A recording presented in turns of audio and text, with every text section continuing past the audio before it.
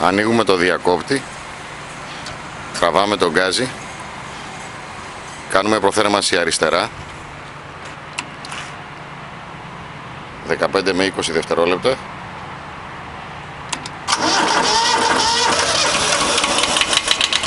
Και βάζουμε μπρος. Ο μοχλός για το αργό γρήγορο. Πάνω είναι το αργό, κάτω είναι το γρήγορο. Φρεζάρουμε πάντα με το αργό.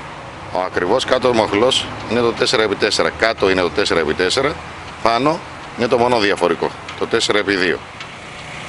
Από την πλευρά του αριστερού ποδιού βρίσκεται ο μοχλός των ταχυτήτων της φρέζας.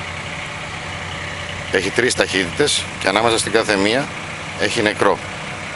Αυτές πρέπει να συγχρονίζονται με τις ταχύτητες στο σασμάν. Δηλαδή πρώτη ταχύτητα στο σασμάν, πρώτη ταχύτητα στη φρέζα.